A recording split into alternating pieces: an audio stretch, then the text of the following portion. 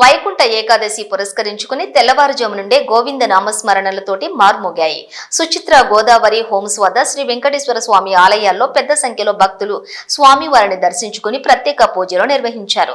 వైకుంఠ ఏకాదశి రోజున భక్తులు ఎక్కువగా ఉండటంతో భక్తులకు ఎలాంటి ఇబ్బందులు లేకుండా ఆలయం వద్ద నిర్వాహకులు అన్ని ఏర్పాట్లను చేశారు.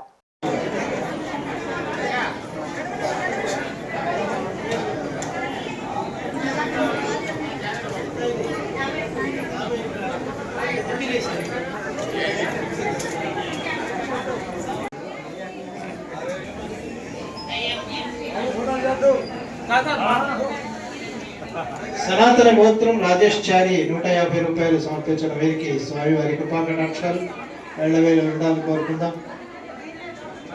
16 ఒకసారి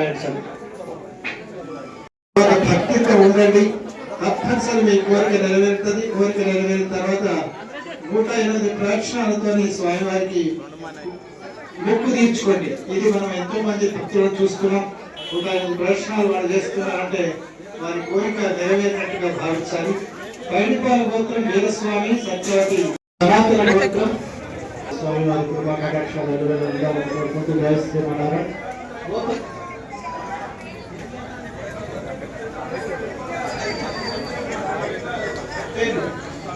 మస్తాన్రావు ఆదిలక్ష్మి ఎంత 211 భగవద్ బంధువులారా, కలియుగ వైకుంఠ ప్రత్యేక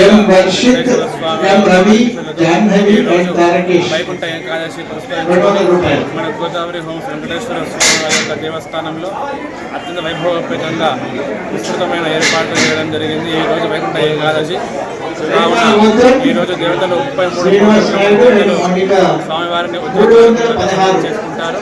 ఆ యొక్క ఉత్తర ద్వారకుండా దర్శనం చేసుకున్నట్టయితే ఆ యొక్క వైకుంఠరాజు యొక్క అనుగ్రహాన్ని ఎల్లవేళలా పొందుతారని తెలియజేస్తుంది. కావున ఈ యొక్క వైకుంఠ ఏకాదశి పురస్కరించుకుని ఉత్తర ద్వారం గుండా దర్శనం చేసుకోవాలని సూచిస్తున్నాము. జై శ్రీమన్నారాయణ, జై జై శ్రీమన్నారాయణ.